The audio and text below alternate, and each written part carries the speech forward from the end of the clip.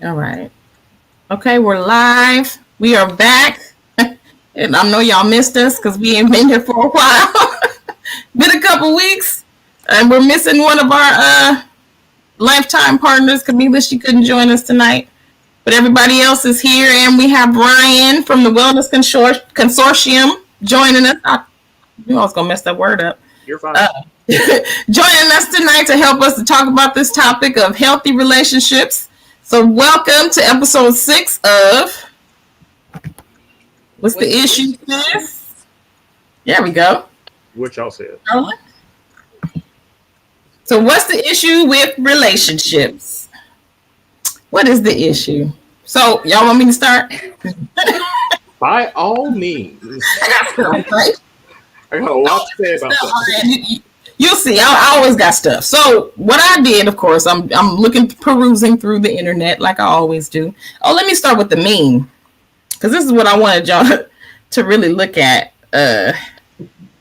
before we get started with that. Because I saw this on Facebook, of course, the other day, and it said, "Recipe to happiness." This is what somebody posted. So this guy that's on my page posted the recipe to happiness.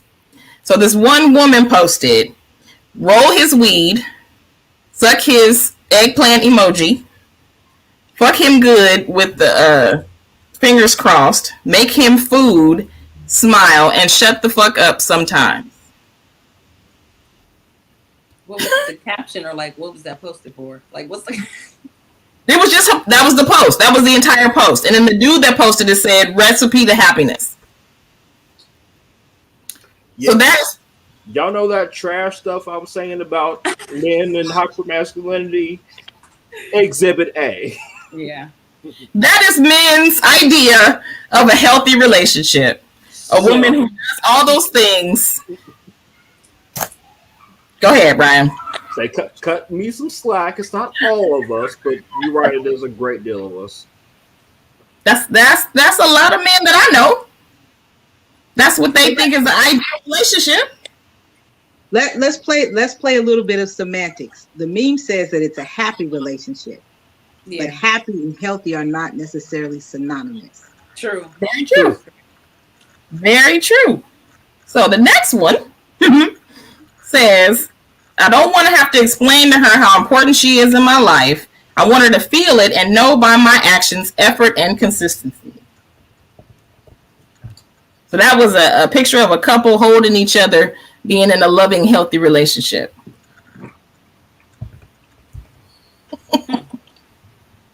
So, what is a healthy relationship? What does that even mean? Does that mean that, everything is good, everything's great all the time? Does that mean we have arguments, we have fights, but we still love each other? Does that mean we go through the motions and the everything and the roller coasters until we get to a place where we're both mature enough to be able to handle it? What does that mean? What does it mean to be in a healthy relationship or a healthy situation? So I'll start. So I got this article from Ebony Magazine that's called What Healthy Black Love Looks Like by Chantel Jameson. She wrote it in February 2020. So the reason why I highlighted this is because she said, quote, there's a misconception that real love is not only earned, but in the most ridiculous, painful of ways. It is as if the more someone puts you through hell, the stronger your bond. That isn't love, it's dysfunction, right? Then she says, healthy love isn't someone making you pay for the sins of another by forcing you to break down their walls of pain built by fear. And then she said it isn't back and forth type of struggle for power or a tie to the dysfunction disguised as chemistry or a connection. And we talked about that before, about connection and attachment and what that means and what love means. So she said healthy black love or love in general isn't a struggle for a connection. Do you agree? Disagree? What you think? For me, it's nuanced, but I'll let somebody else jump in before I go in. Anybody else got? You said it isn't a struggle for connection, so I don't a struggle for power or tied to the dysfunction disguised as connection. Got you. Okay. I don't know. You don't know? I'm thinking about what you said. Well, so this all started from last week when we were talking about cheating, and we were talking about how a healthy relationship has to do with two healthy people coming together and deciding they're going to form a bond or a life together, right? And in order for you to have a healthy relationship, you have to be a healthy person, or you have to be in a relationship with a healthy person, either a healthy person who's already healthy or someone who wants to get healthy if they're not, right? Do you agree with that? Definitely. I do. So Ryan, you had something that you wanted to add? I'd say that there are aspects of what they said in the article that I do agree with. Love doesn't mean struggle, pain, just how much hell we can go through. But at the same time, with the amount of trauma that we do suffer within our community, and especially you all as Black women, sometimes we as Black men have to be there for you all as you are healing through some of the stuff you all have been through. Mm-hmm. Now, Okay. It doesn't mean that we're here to be martyrs. That doesn't mean we're here to, I don't know, get any kind of trophy. But at the same time, to expect there to be, I'd say, no growing pains, especially if there's been trauma. We can't just leave you all hanging like that. Okay. So Ryan, what about, and not, this is not to get on men, but you know, y'all know me. Have at it. What about, okay, so she said someone making you pay for the sins of another, right? And I kind of think that that's kind of what you were leaning towards, that part of it. Yeah. Okay. So what happens when men are there for women who are going through something from the past trauma that they've experienced, but they haven't quite addressed their own? It is tough. As someone who has done it, it is tough. Right. And the thing is, a sense of self-awareness has to be had for both parties, but especially the man in the situation to understand, okay, yeah, I'm taking the hit for something that somebody else did, but if this person actually is trying to grow, they're communicating that they're trying to work through this, okay, let me try to at least help them and be there for them as they get through this. Okay. How many people do that? Not a lot. Not a lot, yeah. How many people decide, okay, I'm going to get into a relationship, so now I'm about to work on my stuff before I get there? Who does that? I wish more people would, but I mean, more people should be doing it now because it's trendy, right? It's Yeah. good to be mentally healthy. Now it's celebrated. right. But who really does that? Nobody. And how is it celebrated? And what does it look like to be doing your work? Mm-hmm. Right. What's trendy is to use the buzzwords, to Yeah. write the memes and make the posts on social media, right? Mhm. What we don't know is what does that really mean when people say it, right? If I say I'm working on my stuff, for LaDonna, that means I'm working on my sense of detachment and trust issues. I can be up close, personal, and present with a person and still feel detached emotionally. I can be kind. I can laugh at your jokes. We can have sex. I can be charming. I can be present, but I'm still detached. That's my stuff. Right. So if I tell somebody I have stuff, I can label it out. I can call it. I can name it.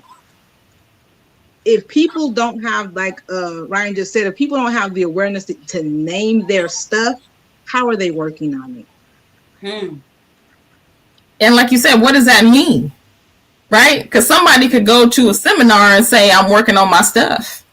Watching videos on TikTok. or watch TikTok or YouTube, watch the psychiatrist and psychologist on there and say, you know what, they said this and it sounds good. Let me go ahead and say that that's what I'm doing.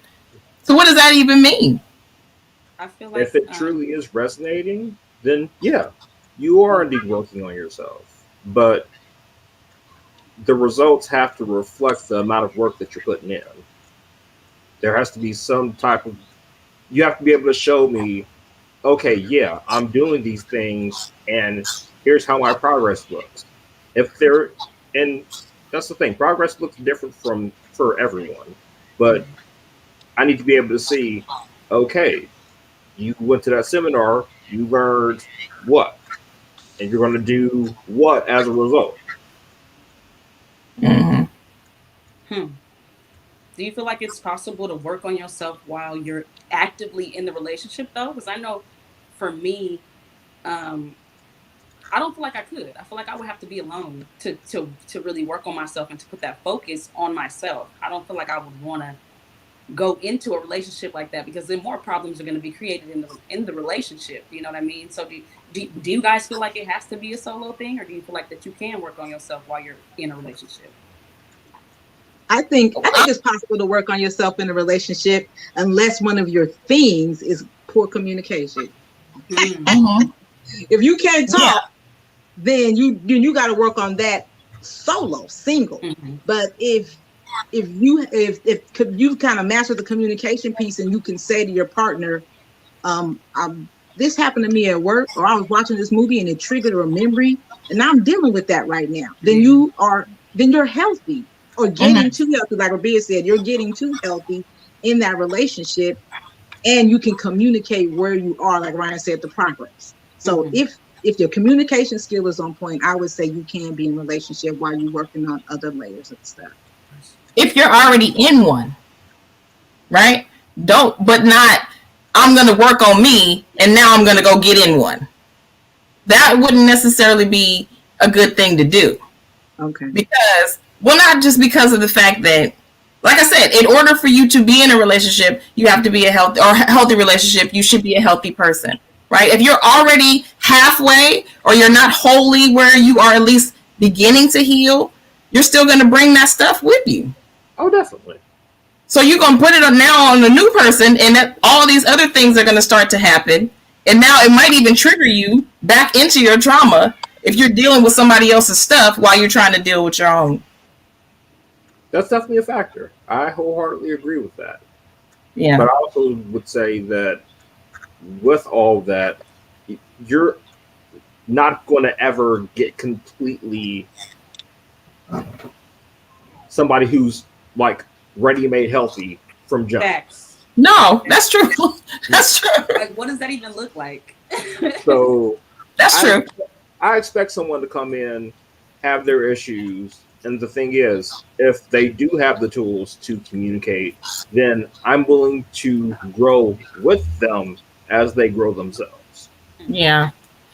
But that's also one of the misconceptions about healthy, right? What does healthy mean? Does that mean that you are completely 100% in everything? You have all the awareness and the insight, and you know exactly what's going on, and you know how to deal with it and how to handle it, and you know the resources and all that stuff? Doesn't necessarily mean that. No. It means that you are willing to make adjustments if you have to, right? It doesn't mean you go into it and you're just perfect and everybody's perfect and everything's great. Right. It means, like LaDonna said, I'm triggered by this thing, so now I know I need to go to therapy this week. Right? Instead of I'm going to just wait until whenever and then I'm going to fix it later, which is an unhealthy choice. Right. So healthy doesn't mean okay. Healthy means having the insight and the awareness to be able to understand, yes, this is something that is still triggering me, or yes, this is something that I'm still having to deal with. Let me go figure out how to fix it. Right. And if you have a partner who's doing the same thing, that's the makings of a healthy relationship. Wholeheartedly agree. Right. How long should somebody, let's say, like, if you're in a relationship, though, how long do you think somebody should wait for their partner to work on themselves, though? Because I guess that's the active thing. Everybody's always going to be working on themselves. But when does it become, because I feel like some people, it takes them a longer time to work through things than others. So if you're in a relationship for 3 years and they are actively doing the work, but you still don't see the change, where do you draw the line, you know what I mean, in the relationship, because they are actively doing the work, but it's not as easy for them to necessarily maybe change, or maybe what they have been doing is not working for them. Do you know what I mean? So where would you draw that line of like, hey, if they're actively doing the work, the change will come. It is not even something you do purposely. That just comes. If you're actively doing the work, like you said, that you're supposed to, that you know that it's going to help you. LaDonna, you were going to say something? I was saying that that's a good question, and then I immediately tried to think of some examples, right? Because like Ryan said at the very beginning, it's nuances, right? So if you're in relationship and one of the partners has a drinking problem, and then they say, okay, I'm going to go to treatment. I'm going to do outpatient treatment, meaning they're going to go to AA a lot and just try to quit cold turkey. Well, if you're in a relationship with this person and they have to keep restarting their sobriety thing every 21 days, how many cycles of 21 days do you do that with them before you say, this is enough for me, right? But what if that's not their issue? What if their issue is they have a lot of insecurity from childhood trauma, so you can't get this person to go with you to a couple's dinner or to go to a office party, right? You can't coax them out of their insecurity. They just like to be with you and just you. How long do you spend with that person trying to coax them into extracurricular activities and socializing? Well, that's you're dealing with a different metric and a different rubric with insecurity versus alcoholism, right? So knowing when for the individual determines if they are healthy, dysfunctional, codependent, or any other thing inside of a relationship. Yeah. Well, I want to say it's not necessarily different, right? I understand what you're saying. It's a different degree of dysfunction, right? But it's not necessarily different. And I say that because alcoholism, underneath that, the underlying issue may be insecurity, right? So it's not necessarily different. It's just a different type of thing. And the reason why alcoholism is more daunting to some people is because of the behaviors that come with it, right? Insecurity might mean I'm just going to stay at home and be an introvert, and I'm just going to be there and you have to be here with me. Whereas alcoholism might mean violence, right? So I understand it's different on the level of severity and the degree to which you have to deal with certain things. Yeah, but it's not necessarily different underneath. Right. And so I was just speaking to, that's why I'm trying to come up with an example, because I can only speak for myself. I have a different tolerance for different types of behaviors. I was just trying to come up with examples that like people can kind of visualize, because truth be told, we know that insecurity in a partner could present or display itself as violence. Yeah, it could. Or it could mean that they are just the happiest, most go-lucky person and always the life of the party. That could mean that too. Right. And that's the thing. I see LaDonna's point in terms of how she separates alcoholism as well as insecurity. For example, like she said, and I hope I'm using the correct pronoun. If I'm not, by all means, correct me. Like she said. Yes, we're all she, her. Yes. Okay, just making sure. You see this sisterhood? Yeah. Believe me, I appreciate that. I might wear the same shirt. So I gotta check. Okay. So the thing is, like LaDonna said, it goes back to kind of the individual, an aspect of what kind of bandwidth that person has to deal with a multitude of issues, as well as actually recognizing what the true issues are. Alcoholism brings a whole host of different things, from both the psychological aspect, but also the, we'll say, biopsychosocial aspect of it. So alcoholism leads to health issues. That's another thing that the person has to deal with. This person might be able to deal with mental health issues, but physical health issues, they're like, okay, yeah, pineapples, I can't do it. I don't have the spoons for it. It's pineapples. That's true. Okay, That's so you see what I mean? Yeah. I get what you're saying, but that's what I was kind of saying. Like the severity may be different, the level of behavior may be different, but kind of the issues are the same. And when we're talking about like relationships, and we're talking about healthy versus unhealthy, we all know what an unhealthy relationship looks like, right? Not many of us were taught. You don't, Ryan? You got lucky. Because right now she's saying like, no, you don't know. You don't know what an unhealthy relationship is like. When you say we, I mean, do you mean we as in the four of us, or we as in the society? As in society, we, even on TV, everybody does. Yeah, television even displays what unhealthy relationships look like. I say I question how much people actually know and are able to discern what's healthy and what's not. That's kind of the point I was getting to. Like, how do we make the distinction? And a lot of times, and it's funny because when I was looking at these articles, they were talking about Black love, right? And sometimes we differentiate between Black love and other love as if it's supposed to be different. But most Black love relationships are the epitome of unhealthy attachments. True? True. Most. Well, I may not say most. Let's say a lot. That's how to put that qualifier on. A lot of Black love relationships. And we kind of separate it from the rest of the world. Black love is the goal, right? That's the goal that we're supposed to reach. We're supposed to be in a Black love, loving, cherishing, honest relationship that is just showing about all of our Blackness and all of our everything.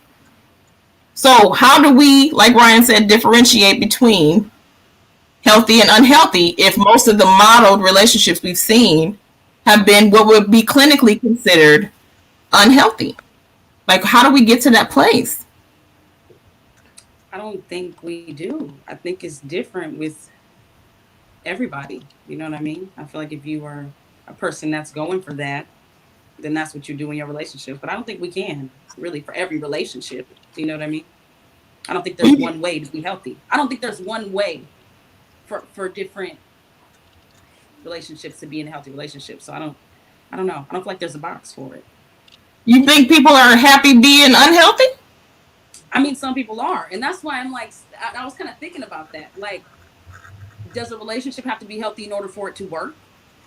And if people are happy in their relationship, does that make it bad because it's not healthy? See, that's a good question. That brings us back to the meme, where the meme says this is relationship happiness. Mm-hmm. The meme didn't say relationship healthiness, right? Yeah. For that person, they would be happiest in a relationship on that Biggie Smalls, right? You suck a meme when you hook a steak up, right? That's boom, I'm happy. And clinically, would that be considered healthy? No. Maybe not, depending on what the other factors are, right? But I'm happy. So now, this made me want to. I'm gonna try to do this fast. One of my favorite movies to talk about. My favorite movies to use an example when I talk about relationships is a movie called The People versus Larry Flint. Mm-hmm. I don't know if y'all seen that movie. So the movie is about Larry Flint, who designed Hustler magazine, and Larry falls in love. He was running a strip joint for a while. He hooks up with one of the strippers. The stripper turns out to be pretty astute businesswoman, and she gives him this idea for, these pictures that you take of the dancers, you should put it in a magazine. And then boom, the Hustler empire rose. Now they're in a relationship, and their relationship is dysfunctional AF, right? It's dysfunctional, right? They're doing heroin, they having orgies, they're selling porn. Mm-hmm. But for the two of them, the relationship works, right? Now they are living on the fringe. They are doing stuff that make people blush, but they are happy. She contracts HIV. She has a bout with heroin addiction. Like, they go through it, but they get married and they stay together till death do us part. And they were down like 4 flats on the Cadillacs on each other. Mm-hmm. Now, anyone watching the movie, now, you take the average American, show them the movie and say, this is a love story. They're going to think you sound crazy. Right. But it absolutely is. Right. Larry and Athena, boy, you couldn't separate them. They got married. They didn't stop having orgies just because they were a married couple. They didn't stop having those swinger parties just because they were a married couple. They didn't stop the business. They didn't start going to church. They didn't play any of those. They didn't play by any of these Western society rules, so to speak, but they were like this. Right. So is that healthy? Is it happy? Is it neither, both? You make a good point, because that's the thing. The key is what you said works for them. Right? That's the thing. Some people may consider having orgies and that type of lifestyle unhealthy, but to go back to the original point, it depends on your definition of healthy. Mm-hmm. And the thing is, when we talk about what's a healthy relationship, and we talk about especially what's clinically a healthy relationship, personally, after being in the same field as you for this long, I'm kind of side-eyeing some of the things that are considered clinically healthy because of the lens that it's put through. Yes. Yes. I absolutely agree.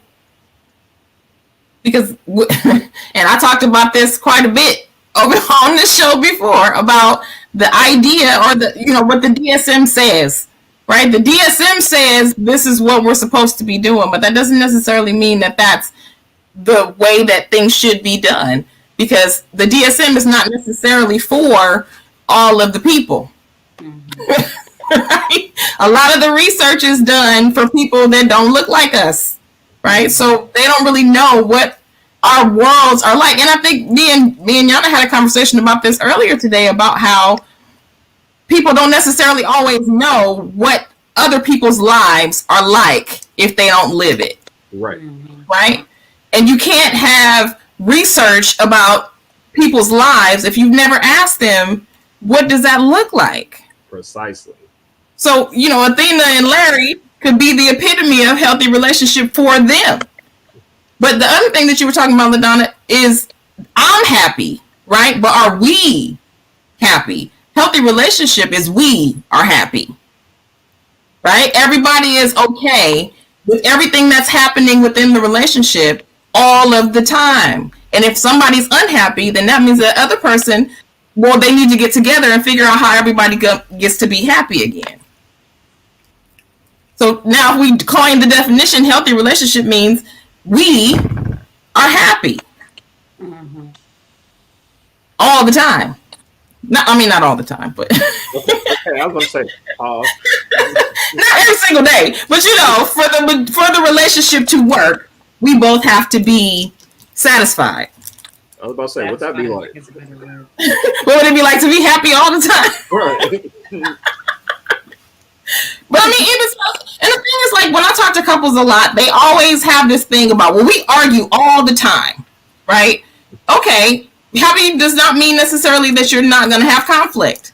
And if you're having conflict, like, figure out why the conflict is happening, and then figure out how it is that both of you can compromise to a point of where you're both together and happy. And not compromise meaning you let something go and I let something go, and then now we're both unhappy because we let that go.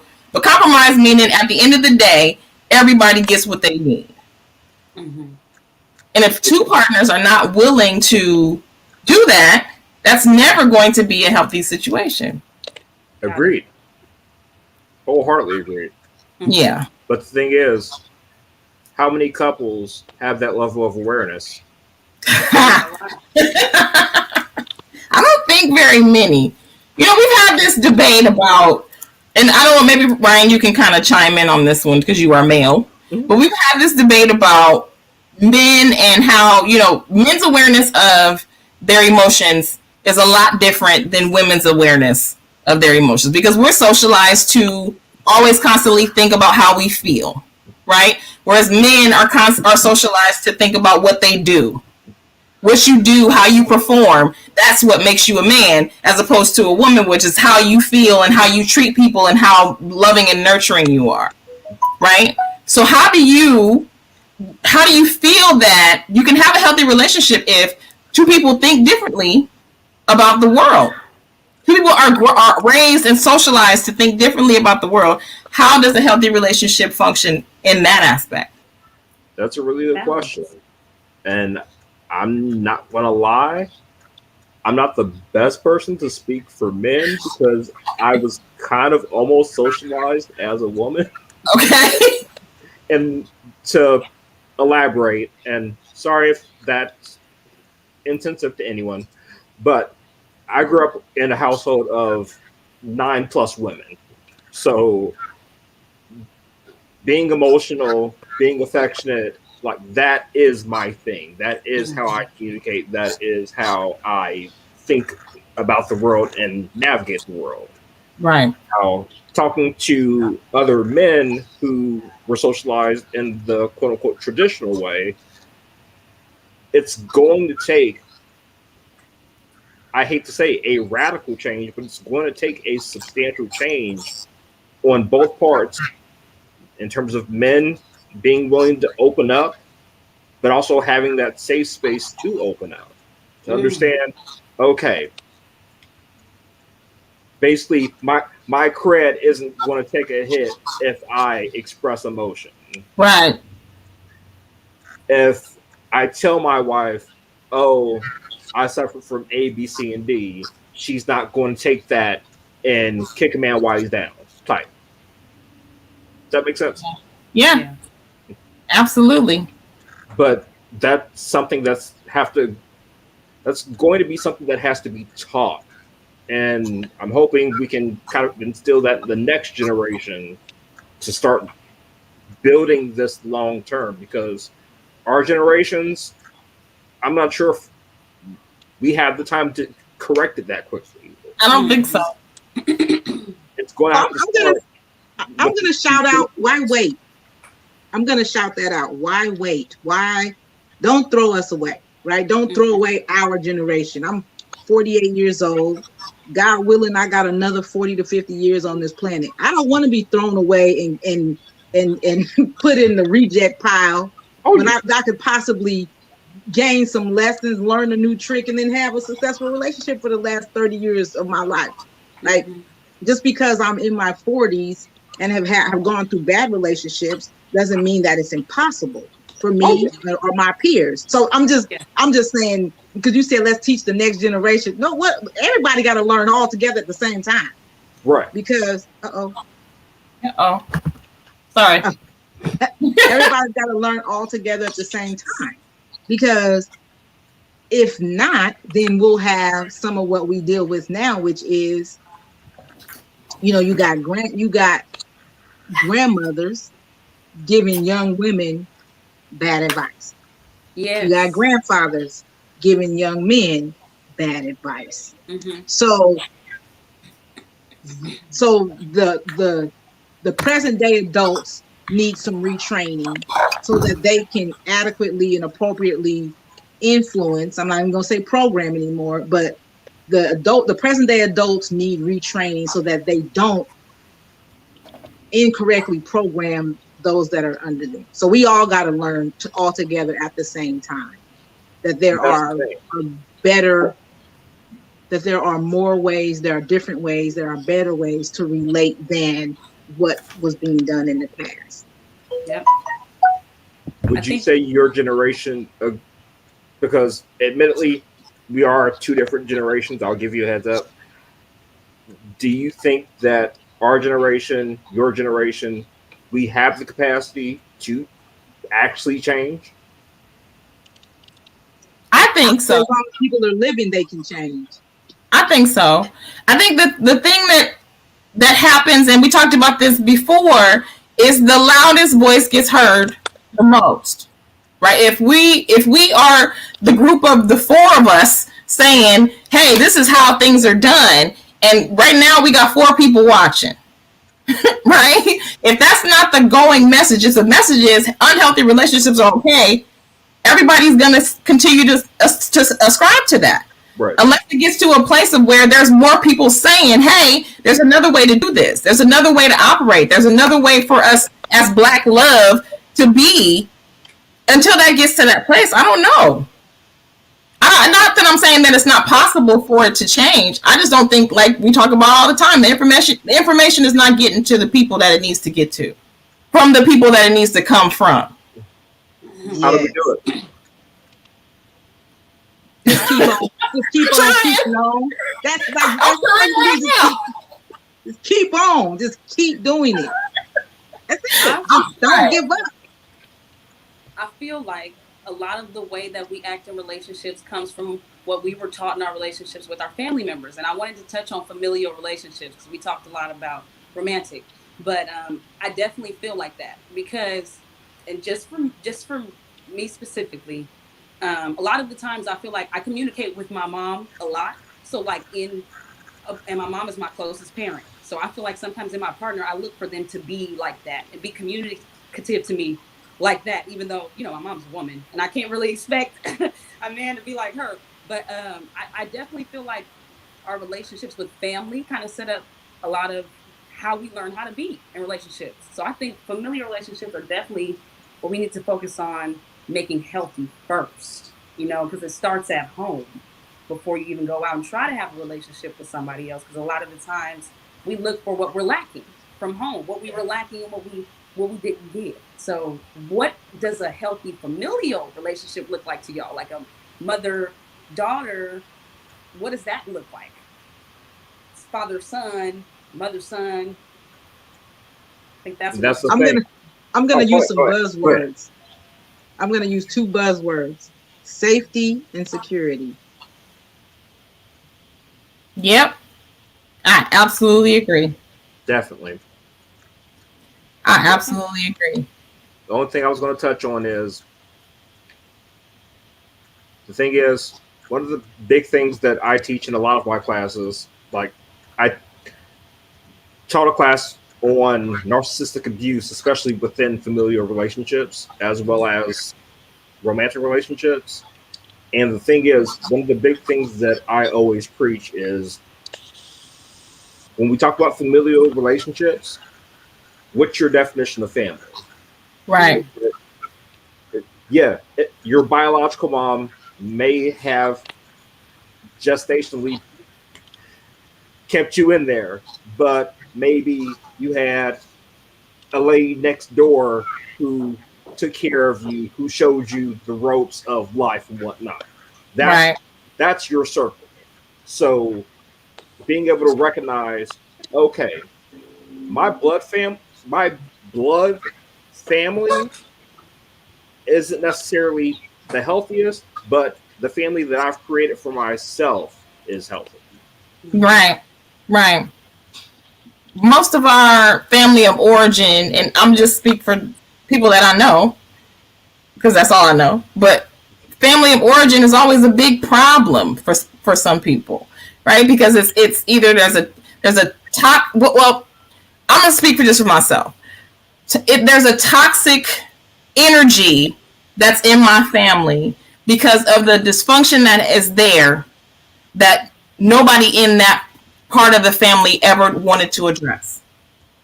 Right? There is a thick level of toxicity because there's no communication, there's no validation of people's feelings, there's no getting to the heart or the root or the core of the issue. It's sweeping under the rug, and this didn't happen, and you didn't really go through this, and even if you did, it doesn't matter because it happened in the past.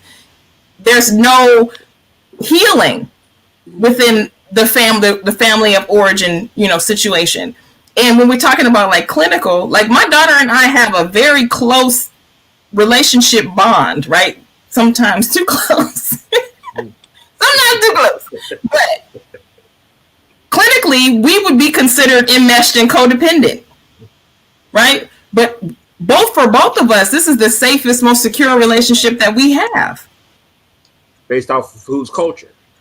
Right. That's what I'm saying. Because if you looked at it from, a white clinician's point of view, you guys shouldn't be having conversations like that. You shouldn't be able to tell each other anything. You shouldn't be able to rely on each other emotionally. Right? But who else? We didn't have anybody else. It was just me and her growing up together. Right? So the relationship we have is not a friend like people always tend to say, oh, you can't be your daughter's friend. We're not friends. She knows I'm her mother, but this is the safest, most secure relationship that we have. And that's the thing. There's a difference between the dynamic that you and your daughter have and the dynamic that we teach in some of our classes that we call emotional incest. You're Right. not putting on an undue burden emotionally or mentally to your daughter and vice versa. There's a stable connection that just so happens to be a bit more intricate and a bit more enmeshed than what we see in the DSM. Yes. Yeah. So we're thinking about diagnosing and clinically what, healthy situations look like. If we looked at it through a Black clinical, Black love lens, what do you think that would look like? Would that be, because we talk about traditional all the time. Traditional doesn't necessarily mean right. Because whose tradition is it? Who created it? Right? Who said this is what it's supposed to be? Like what Donna was talking about with Larry Flynn and his wife, that to other people would look like something is wrong there. Right? But that's how it works for them. And if you follow traditions, depending on, the traditions that you might have to create because of your toxic family of origin, you have to create from the family that you created. Maybe you create your own traditions and it doesn't necessarily look like what a clinician might think is okay. Agreed. So how do we get to a place of where we're, preaching it from the mountaintops that you have to find your happiness, and as long as everybody's happy, that's okay. That's a tough one because that requires us to have a level of power that sometimes we don't have. Yeah. It requires us to have a platform that sometimes we're not provided with. Yeah. And the thing is, like I said, one of the ways you're doing it is what you're doing now.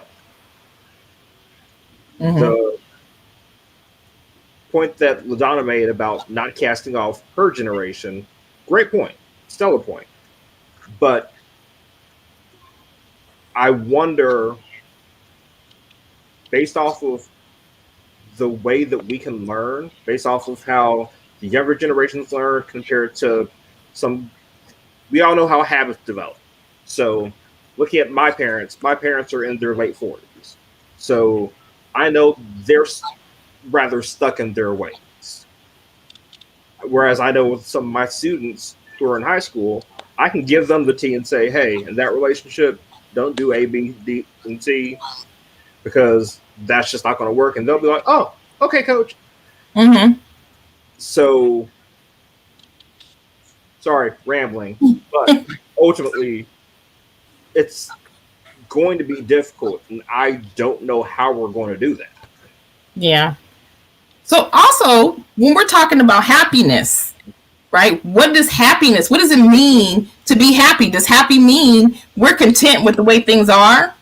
Does happy mean I feel like I'm not going to get anything else, so I'm going to try to figure out how to adjust and be stable in this situation? Or does it mean I really am fulfilled? I really am getting what it is that I need? Because if we're doing it from a fulfillment standpoint, a lot of these relationships wouldn't be happy. No. I also found another article that said we are more invested in performing #Black love than healthy relationships. So what it looks like on the outside, doing it for the gram. Doing it for the gram. This is what I'm showing everybody, but then this is what's really happening, what's really going on. My relationship is #Black love on the gram, but I'm emotionally abused when I get home. So why are we more invested in performing and putting on a show, a facade of what a good relationship looks like than actually having one? Because social media, what I love to call the collective consciousness, responds to the aesthetic, right? Social media responds to the look of it. If I put on lipstick and take a picture, I'm going to get twice as many likes on the picture with lipstick on than I will without. Social media responds to the aesthetic. So until those of us who know how important self-awareness is and communication is, until we flood the collective consciousness with that thought process, then people are just going to go with what they see, because that's what's flooding the collective consciousness. Yeah. Is it limited to just social media? I mean, haven't we been doing this for pretty much millennia, if not eons at this point? Yeah. Sweeping it under the rug. It's the same things. Yeah. So, and that's the thing, like, if you are a dissenter on social media, you get canceled, right? If your ideas are not like the group, if your ideas are not like everybody else, if it's not accepted by the majority of the people that you are telling these ideas to, they come for you. Right? Black Twitter comes for you when you're not doing what the black people think that they're supposed to be doing. So how do we flood the consciousness if that happens? Like, how do we do that? How do we get to a place where because there's not a lot of people that are aware in the ways that we are, right? Most people on social media are not. How do we do that? How do we flood the collective consciousness with all of these good things if every time something is different from what people believe, they come for you? You got to do it. There's a movie title that I quote. I don't know who directed the movie. I remember Andy Garcia was in the movie, but the title of the movie was Steal Big, Steal Little. Steal as in to take something. And it had something to do with Latino people and labor's union, right? So the movie title came from like a part of a monologue in the movie where Andy Garcia is saying to these laborers, we can't beat the whites. Like, they have the money, the corporations, the institution, they're big. The big steal big. We're little. We have the little steal little. And so they started using guerrilla tactics, right? Just disruption, dissent and disrupt and make it inconvenient. And so that's what we're gonna have to do. Like, we can't just kick in the door, hey, y'all need self-awareness. You can't do it like that, right? You have to influence it, right? You have to influence it. Yeah, we have to influence it, and that influence comes from engagement. Yeah. So we gotta literally jump on posts, get in the comment section, make podcasts, and get people talking, keep people talking, keep people engaging. And next thing you know, they're gonna go out and say what you said, right? You did like this, they're gonna do like that. But they're gonna spread the message however the message needs to be spread. Eventually it'll get there. So you gotta massage it. Massage the Can't you shove it in? You got it. Yeah.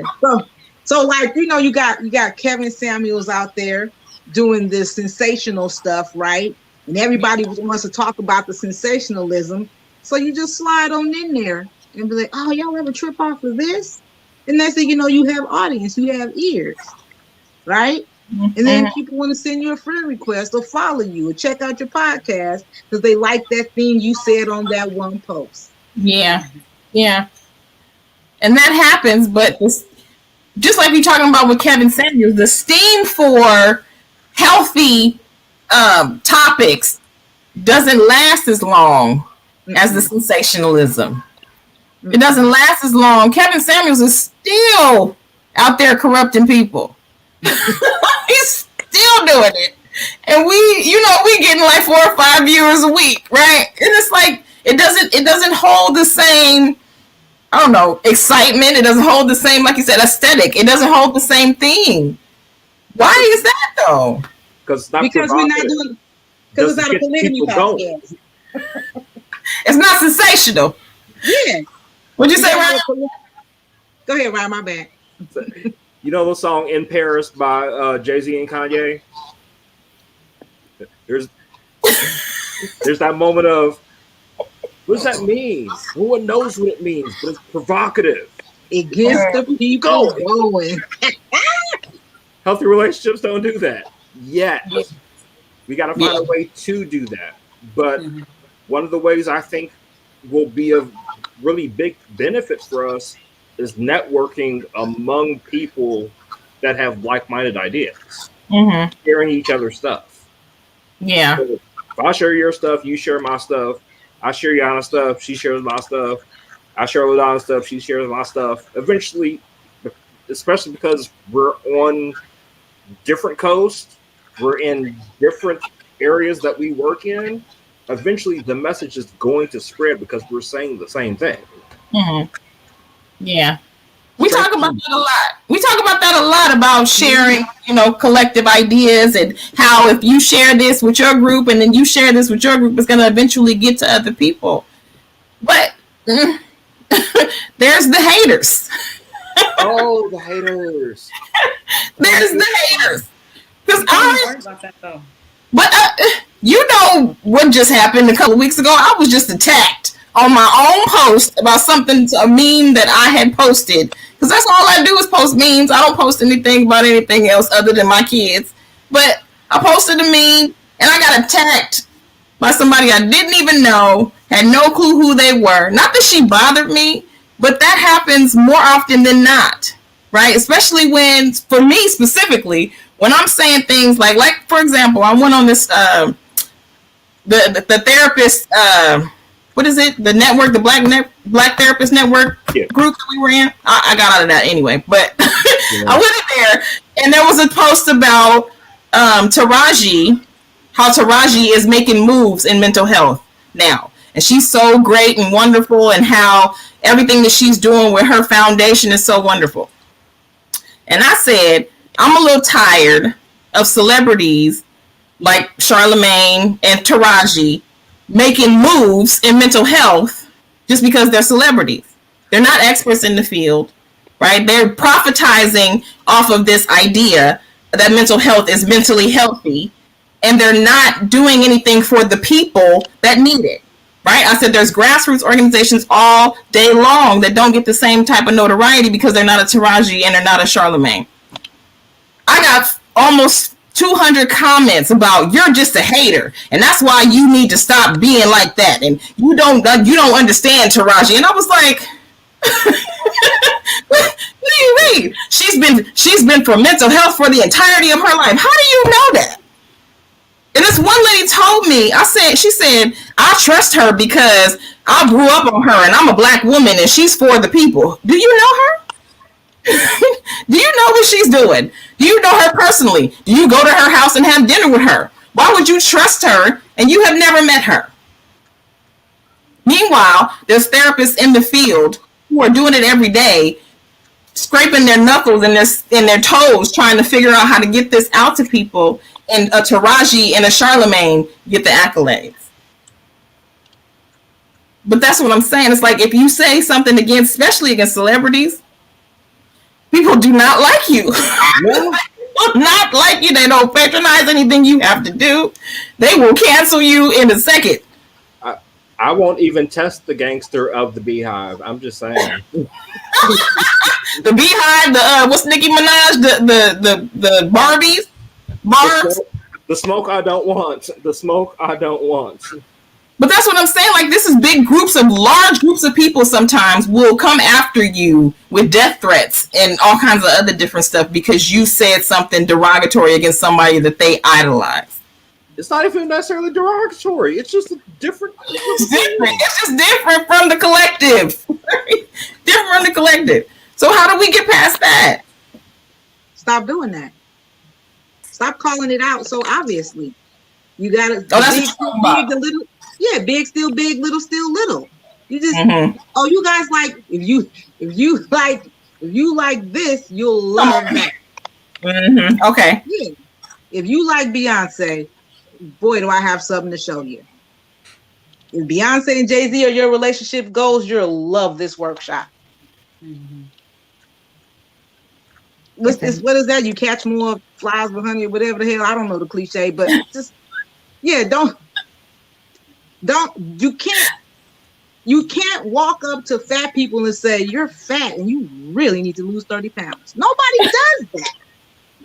Nobody. You can't walk up to program people in the matrix and say, you know, you're programmed for celebrity worship and it makes you look like an idiot. Yeah. I'm gonna be mad if you say that to me. Yeah. Yeah. But if you say, you like Beyonce? You like Nicki Minaj? I love what Taraji Henson is doing. You know, she inspired me to do this thing. You should come check us out. Oh, girl, you follow Taraji too? Yeah. Oh, you do what she be doing? Man, 20 years I've been doing this. I'll be trying. I can't. Get you a publicist. Get you a PRA. Get you an agent. I tried. Oh, Lord. Yeah, don't pay us a lot to do all that. Get you a team. Build you a team. And then that way, the thing that when you have a team, the thing that's hard for you to do, then you get you a person on your team who loves to do it. Yeah, we do need marketing. That's what I did. Yeah, we need marketing. We need people who figure out how to do public relations. That's like, that's how keep telling people, oh my God, y'all just you put it up. They gonna be like that. Donna, you're a joy. I had to stop. It is funny because my therapist a long time ago told me that too. She said people on the internet do not want to hear your truth. They do not want to know what you have to say. She said, stop telling people what you think you know or what you mean. They don't want to hear that. That's not what they're on there for. And sometimes I try, but I just I don't know. Yeah, that's the thing. No such thing as bad publicity. You see, we are still talking about 45, are we not? Yes, we still are. So, as Cat Williams said, if you got 10 haters right now, you need 15 by the end of the summer.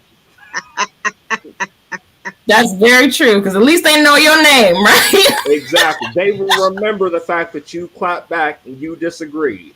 Mm-hmm. Much as they do cancel you, they didn't put all this effort into canceling you. And they're going to remember your message. While they're reading your stuff and looking at your page and reading your posts and listening to your podcast to try to critique what you're saying. Yeah, exactly. It's like, oh wow, you know my podcast better than I do. Thanks. And that is one thing that's like, interestingly enough, more things go viral based on what people don't like. I saw Ellen DeGeneres do a joke about it. She was like, this is what people do. Oh my God, that's disgusting tasting. Right. They offer you the shit they don't like. Right. You know, oh my God, did y'all see this? This crazy. Look at this food. Look at this food. Look at this food. 1 million views later, we all talking about and looking at the food. Right. Yeah. It's entertaining. Why? Why is the bad entertaining? Why? Entertaining things. You know what I mean? Think about it. Like, some people choose to be unhealthy because being healthy is boring to them. Do you know what I mean? It's not as exciting. Stuff is calm, and people like excitement. They like Bravado. They like fun. It has to be fun. If it's not fun, I don't want it. Yeah. Or provoke some type of fun feeling. Oh, Nia said the Gorilla Glue girl. Of course. That was a money-making mistake, wasn't it? That was People crazy. were writing whole think pieces about that. They turned, if you laughed at it, if you didn't have enough sympathy, like it became its own movement. People write all these philosophical think pieces about what it meant if you laughed and you didn't have enough sympathy. It was on Saturday Night Live. I mean, what? They did a whole they did a whole Gorilla Girl skit, which Regina Hall, Regina King and Kenan Thompson. Yes, that was the biggest money making mistake ever in history. That girl is going to be a millionaire because she put glue in her hair. But that's the thing, like the collective feels like that is entertaining. Yeah. It's entertaining to watch people make mistakes. But yeah, you know, I have a whole bunch of other theories about it, which we won't necessarily have to go into. But it's hilarious to make a mistake. That's what TikToks are built on, right? So the question is, how do we take advantage of it for our own benefit, for our message? That's a good question. How do we take advantage of mistakes? That is interesting. That is interesting. Hey, where we see mistakes, I see opportunity. Yeah, but is that healthy? Coming back to the, I was just going to say that, because what does that say about the individual who is entertained by other people's mistakes? How does that person operate in relationship? Right. Do we live in a healthy society? We do not. So let's make that our next topic. Let's talk about the people who are evolved and on a healthy, slope, living in the 95%. How do we navigate that? How do we deal with the world when we are self-aware and have insight and everybody around us doesn't? Except that they don't. And go about your life. You're like, well, you're not as evolved as me, so let's move on. Well, you know what Brand Nubian said? Brand Nubian said when you part of the 5%, your job is to civilize the 85. Ooh, only right. Mic drop. Right? And on that note, let us end this today. Everybody doing good? Thank you, Ryan. Thank you so much for joining us. I appreciate all of your insight and everything that we talked about. We had a good conversation. Thank you for everything. You have any last words? How can people reach you, Ryan? I can be reached on Facebook at Ryan at the Wellness Consortium. On Twitter, same thing. IG, Therapize Me Captain. All the above. Yeah. I like that. I'm a corny nerd, I'm not gonna lie. I speak in memes.